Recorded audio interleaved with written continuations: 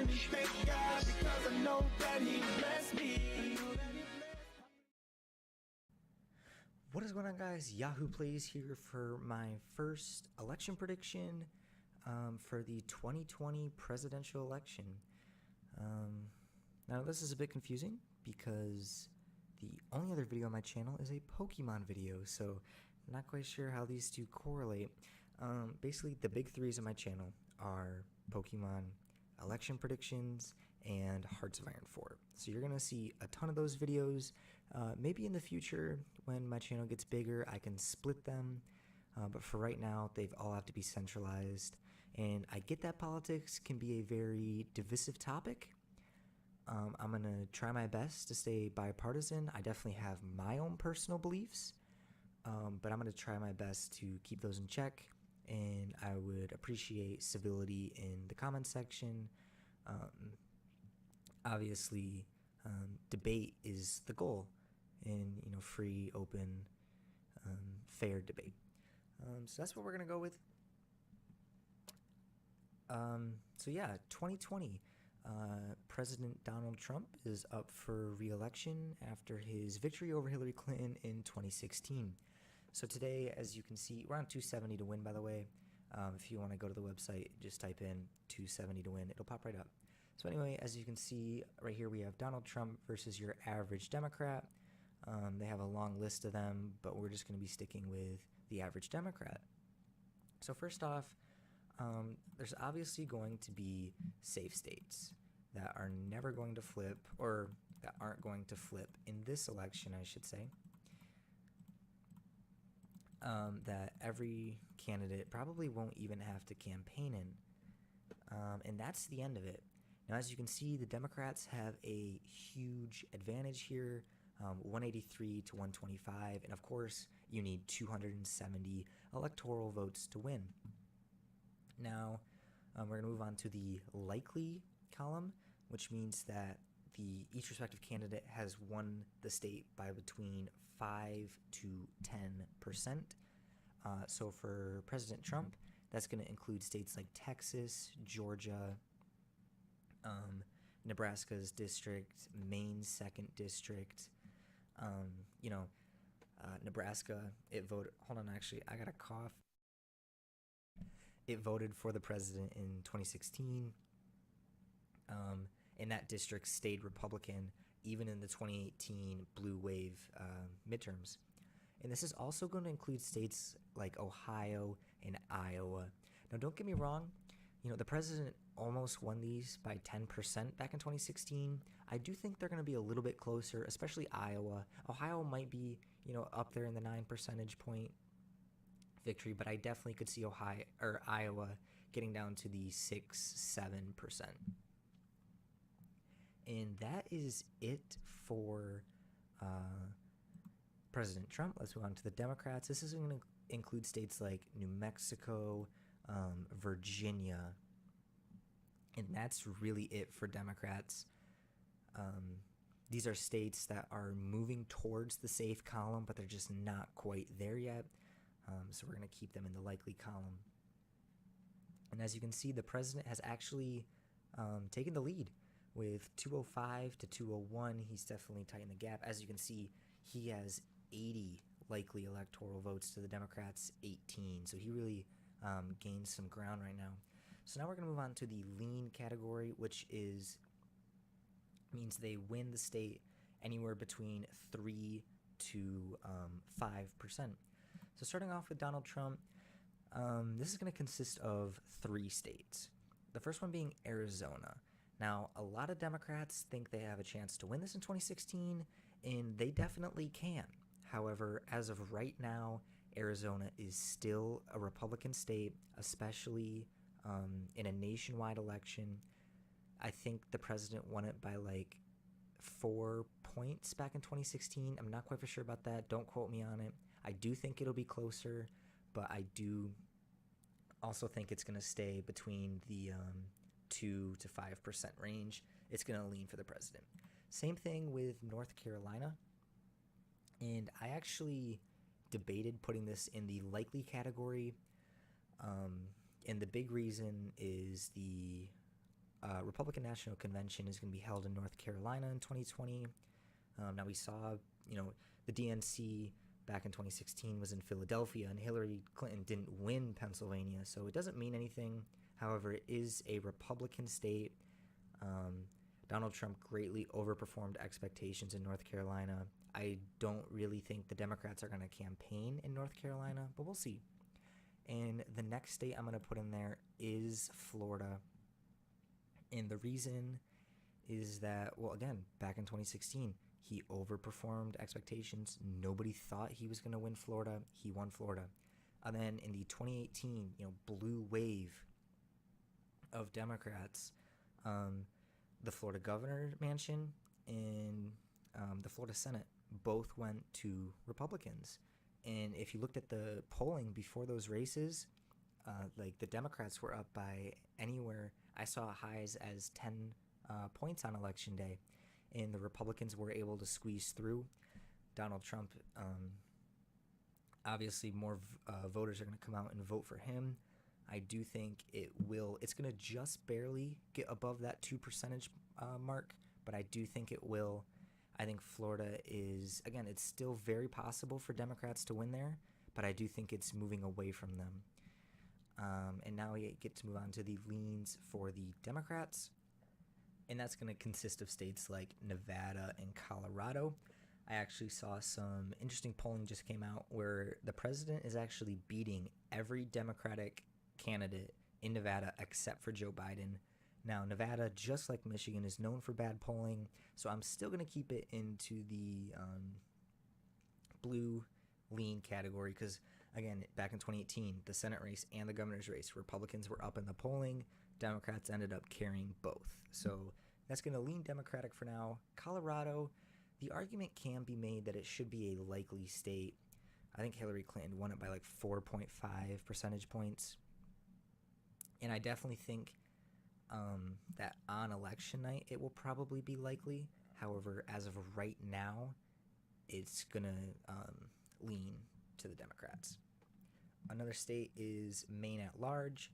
Donald Trump came very close to winning Maine at large. I don't think anyone expected him to be as close as he did, but he was able to.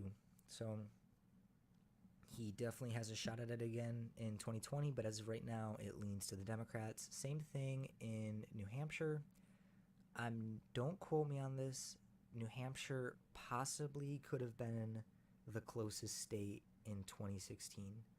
I'm not quite for sure on that, but I know it was very close. I mean, it was like 1,000 votes that separated the two in New Hampshire. So as of right now, it leans Democratic, but I'm tempted to put it into the tilt category.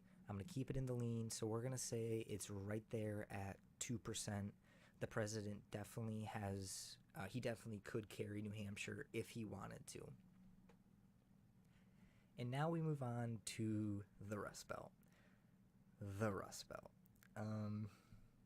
Traditionally Democratic, however, the president was able to flip all of them except for Minnesota in 2016. However, I would like to look at the results from Minnesota back from 2016. Evan McMullen ran as a conservative independent and his goal was to win Utah or split the votes enough in Utah between him and the president so that Hillary Clinton could win Utah. Well, Donald Trump still won Utah by a safe majority, more than 10%. And everyone was kind of saying, well, Evan McMullen failed. He failed in taking away states from Donald Trump. But no, he didn't. Because if you were to add his 53,000 votes to Donald Trump's, Donald Trump would carry the state of Minnesota. And, some of you saying, well, they voted for Evan McMullen. That doesn't mean that they'll vote for Donald Trump. Evan McMullen ran as a conservative. So if he doesn't run, the only conservative in the race is Donald Trump. And at the end of the day, they voted for Evan McMullen because they didn't like Donald Trump. But if Evan McMullen was not in the race, these conservatives dislike Hillary Clinton more than they dislike Donald Trump, if that makes sense. At the end of the day, they would have voted for Donald Trump, so Hillary Clinton didn't win. If Ed McMullen did not run, or if he wasn't on the ballot in Minnesota, Donald Trump would have carried Minnesota. That's Michigan. So, how I'm going to characterize the Rust Belt, and I'll explain everything here, but I'm going to say that currently all of the states, all 4 of them, tilt Democratic. That means they're within 2 percentage points. I happen to think that they're all within 1 percentage point. Some more than others, but they are definitely within that 2% margin. Let me explain. This was back in 2016 when the president carried the state of Michigan with 2 million, almost 300,000 votes, but let's just round this to 2,280,000. And Hillary Clinton won with 2,270,000. We'll just round up. Actually, that's helping her because we're only giving Trump 1,000, Clinton 2,000. But anyway, that's not important. So now let's go to 2018, where the Democrats had huge success in the Rust Belt. And Democrats are looking at that, and they have high hopes for 2020. And maybe they should. I don't know. But now let's go to the 2018 midterm results. And remember her number, 2,270,000. 2,214,000. And then if you look at Trump's number of 2,280,000 compared to John James, didn't even get 2 million. The real story of the Rust Belt is that Republicans didn't come out to vote. Everyone says that Trump won the Rust Belt because of the Obama-Trump voter, and in 2018, they went back to the Democratic Party. They didn't. They just didn't vote for the Republican Party. As you can see, Democrats are capping out in the Rust Belt right around this 2,200,000 mark. They're capping out. The reason that John James didn't beat Debbie Stabenow in 2018 is because of low Republican turnout. So the president can very easily win these states. He hasn't lost any of his voters. He still has them. He just has to get them to vote. The voters that voted for him in 2016 would still consider themselves Trump voters. They just didn't vote in 2018. Again, Democrats are capping out. So if Democrats want to win in 2020, they either need to become more moderate and re-win the blue collar working class, or they need to pray for low Republican turnout. Otherwise, they're going to lose all 4 of these states. I don't know even if Joe Biden could do it. I'm going to do a whole separate video on Joe Biden. Not just the controversy he finds himself in, but his candidacy as a whole. Because, a lot of Democrats think, he's their only hope in 2020. We're going to dissect that. We're going to actually talk about that, see if that's true. But back to the point of this video, literally, the reason that Democrats could win is if, for example, we were talking about Michigan. West Michigan over here that's not a good example. West Michigan over here is a very conservative part of the state, whereas down in Detroit, it's very liberal, a lot of Democratic voters.